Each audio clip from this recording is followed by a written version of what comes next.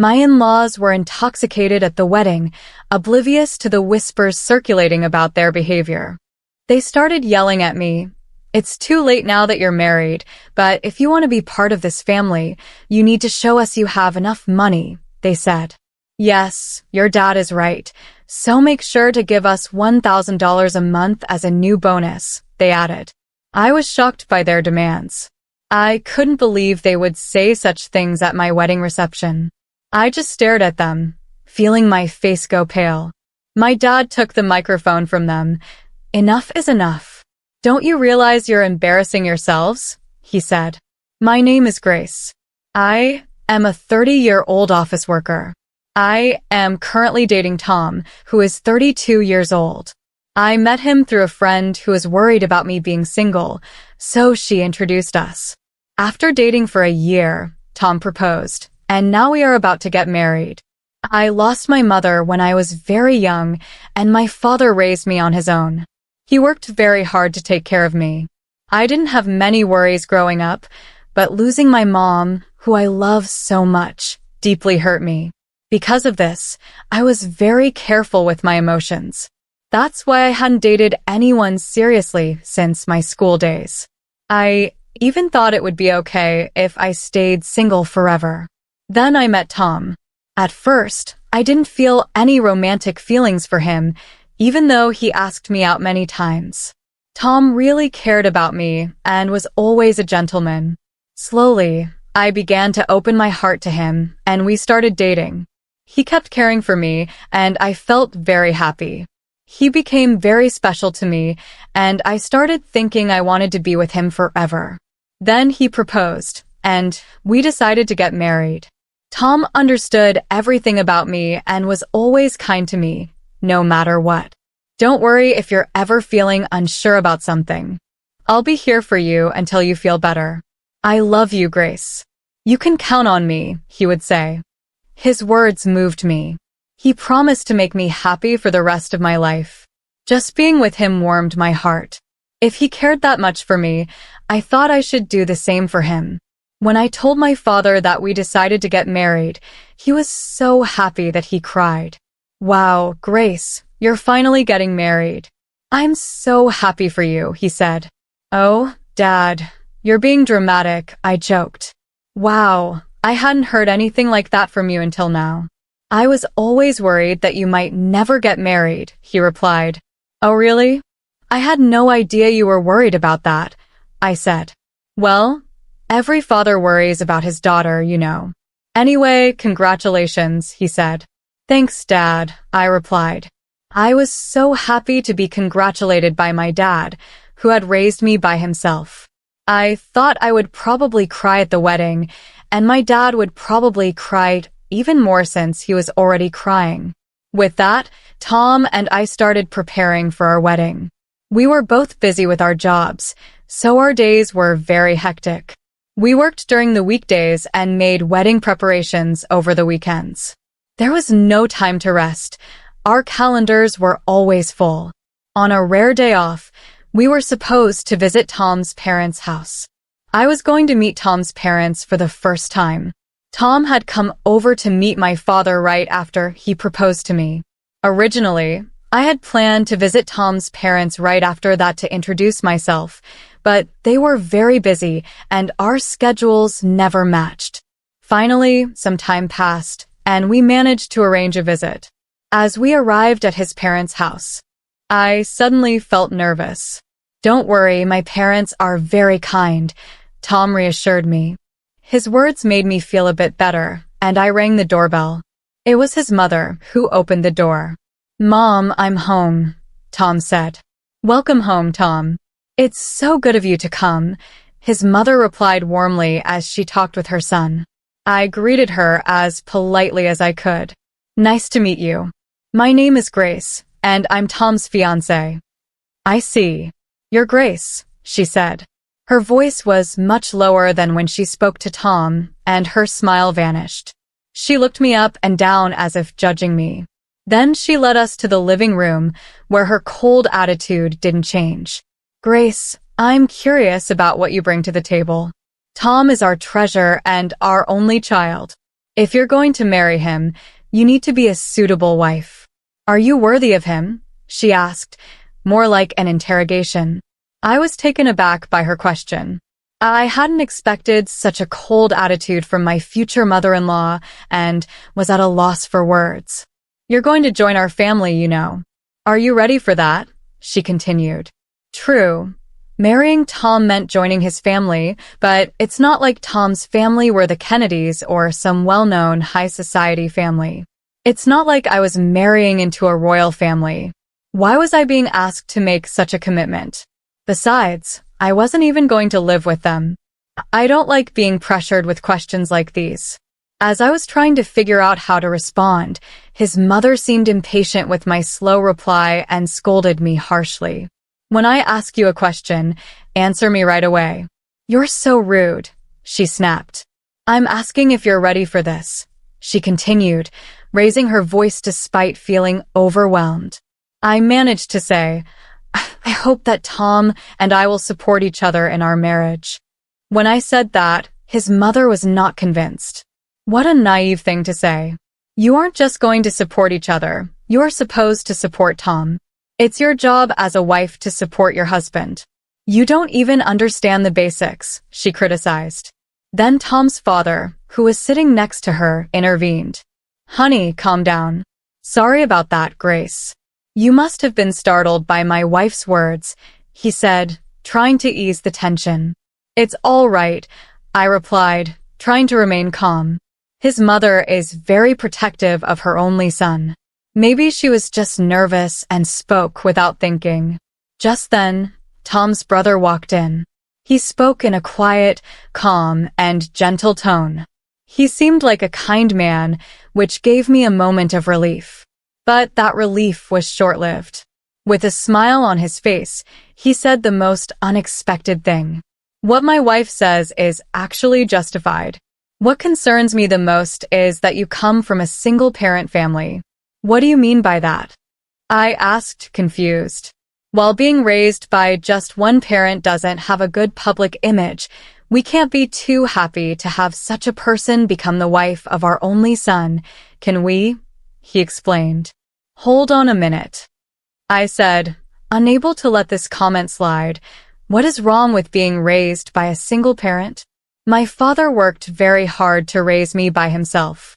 I am very thankful for my upbringing, and I am proud of my father. Being raised by a single parent doesn't make me any less valuable. But they still argued, since you were missing one parent, you couldn't have learned how to be a good wife, do housework, and such. I responded. I did a lot of housework to help my father. I can also cook pretty well, so please don't say that. Despite my response, Tom's mother ignored what I said and finally stated, I will allow you to marry Tom, but in exchange, you must promise to devote everything to us because we are Tom's parents. Can you promise me that? I was shocked. What? Since you came here to ask for our permission to marry our son, you do know what your duties are, don't you? Before I could say more, he continued the conversation. I found that my in-laws had completely taken over the conversation, giving me little chance to respond. That night, as I thought more about the marriage, I decided to share my feelings with Tom. Say, Tom, do your parents always talk to people like that? What about it? Tom seemed unfazed. I was surprised that Tom didn't see anything wrong with what his parents had said to me. Well, I mean, the way your parents spoke to me and what they said, I tried to explain. Oh, really? Well, they were just talking about whether you were ready for this marriage. I get that your parents are worried about their son's marriage, but I feel like what your parents were saying was a bit too much, really. Why is that? My parents didn't say anything wrong. Besides, they've given us permission to get married, so don't worry about it. That's true, but I felt uneasy that Tom seemed to side with his parents more than with me. That was very troubling. I guess he realized I was feeling unsure because he gave me a hug. Grace, you don't have to worry so much. My parents are just a bit upset because their only son is getting married, he said. He spoke as if he didn't fully support me. It's all going to be fine. Don't overthink it. I'm sure they just want what's best for us. They want us to be as good of a couple as they are. That's why they were a bit harsh. Oh, really? I replied. Like he said, maybe his parents have high expectations for us. But even if that's the case, I don't think it's right for them to belittle me because I was raised by my father. I don't think people who say such things make a good couple. We are the ones getting married, and we should be the focus, not the approval or disapproval. With that perspective, although I was still a bit upset, I decided not to dwell too much on his parents' opinions. Then, the day of the wedding arrived. We had many guests, including our relatives, friends, colleagues, and bosses. I walked down the aisle with my father, who had raised me all my life. Tom and I exchanged our vows and rings. We were met with applause, and for the first time, I truly realized that I was getting married to Tom. I felt the happiness I had never felt before. As we walked into the reception hall, we made our way through the crowd, greeted by videos of us as part of the entertainment. It was a joyful time. I chatted with friends I hadn't seen in a while, and many people congratulated us. Despite my earlier worries about his parents, I was glad I had decided to marry Tom. I was glad we decided to have a memorable day. After the ceremony, we planned to officially register our marriage, and Tom and I would become husband and wife. I cherished every moment and felt so happy. Time flew by, and soon it was time for the final part of the event. The bridegroom and both sets of parents lined up to greet the guests, but I started to feel uneasy because of Tom's parents. We were all supposed to be standing in line, but his parents were wobbly on their feet. If you looked closely, you could see that their faces were bright red. They had drunk too much. Some relatives asked if they were okay. My in-laws were clearly drunk, but we had to wrap up the ceremony and get it over with. The moderator handed the microphone to me and Tom. Suddenly, Tom's mother snatched my hand away from him and yelled at me like a professional wrestler in the middle of a challenge. Listen to me, Grace. After this wedding, you're going to devote yourself to us completely. Prepare yourself, because we are going to test you really hard. The guests started whispering to each other, and some even thought it was a joke and laughed. Then Tom's father grabbed the microphone. Grace, don't you feel embarrassed to wear a dress like that? It doesn't suit you at all, dear. You should tell her the truth, his mother chimed in. As expected, the whispers among the guests changed in tone. I looked at Tom, hoping he would stop his father's rude comments, but Tom said he couldn't do that and that his parents weren't doing anything wrong. It became clear he would never protect me from his parents in the future. That was the moment I realized it. I was certain of it, even as the hall buzzed around us. My in-laws were drunk and continued to insult me. You're already married, but if you're going to be part of this family, you need to prove that you have enough money, they said. Yes, that's right. They continued. After you register your marriage at the city hall, you should give us a few thousand a month and your entire bonus. I was shocked by their words. I never thought they would say such things at our wedding reception. I just stared at them, feeling my face go pale. My father took the microphone from them. Enough of this. Don't you realize you're making fools of yourselves? He said, though still showing some respect. His parents glared at my father. Why are you interrupting us while we're talking? I knew this woman's father was no good. Single parents are never any good, they said. How dare they insult my father, I thought. My father, keeping his cool, replied, You people are even worse than I imagined. You even refused to meet me because I am a single father. I never thought that someone like you would work for President Scott. President Scott is such a respectable person. I assumed his employees would be decent as well. At that, my father-in-law's face turned very serious. How do you know President Scott? He asked. He's a business partner of my company and, more importantly, an old friend of mine, my father explained. And speaking of single parents, President Scott was raised by his mother alone. So you just insulted the president of the company you work for. Seeing my in-laws' faces fall at my father's words, I realized they finally understood the mess they had gotten themselves into. I apologize, sir.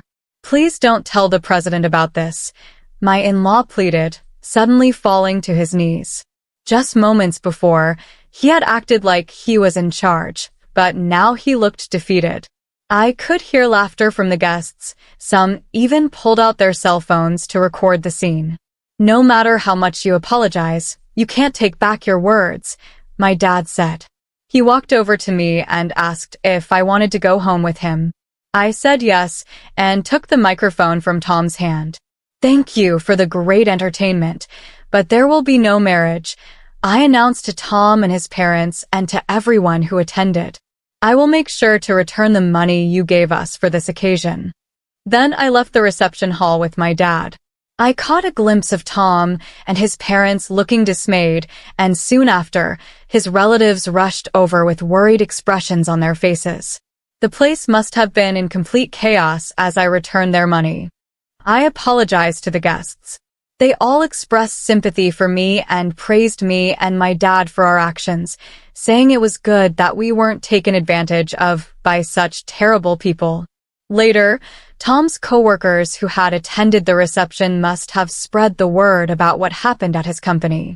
Tom became known for having such unreasonable parents and was criticized for having a weak character. His embarrassment was so great that he resigned voluntarily, of course. The president of my father-in-law's company found out about the incident. Tom's father was demoted and sent to an insignificant division of the company, transferred to a remote office in the countryside. I heard that Tom's family has been ostracized by all his relatives because of what happened at the wedding. While it's unfortunate, it really was their own doing, and sometimes things like that just can't be avoided. In the meantime, I've been using this opportunity to strengthen my relationship with my dad. We've been spending more quality time together, and it's helped me appreciate all he's done for me even more. One day, he sat me down for a serious talk. Grace, are you interested in running the business? He asked, looking at me with a mixture of hope and seriousness. Do you mean? I started, a bit unsure where he was heading with this. Why don't you work towards becoming the president of my company? He suggested. It was a big step, and he seemed to believe I was ready to take it on. I'll do my best, I promised him, feeling a mix of excitement and nervousness. I decided then to focus on stepping up my game at work rather than getting entangled in romantic relationships for now. I wanted to prove to myself and to my dad that I could excel and perhaps one day be a great leader like him. Currently, I am deeply involved in learning everything I can at my dad's company. The work is challenging but fulfilling, and I'm determined to make the most of this opportunity. Reflecting on the wedding fiasco, it's clear that Tom's in-laws were quite unreasonable, turning what should have been a beautiful event into a spectacle. Thankfully, since the marriage wasn't officially registered, I was spared from a legally binding mistake. Now free from any marital ties and with no looming in-law issues, I can focus solely on my career aspirations. It's a relief to know that out of a chaotic situation came a clear path forward for me. I look forward to what the future holds and am excited about the potential of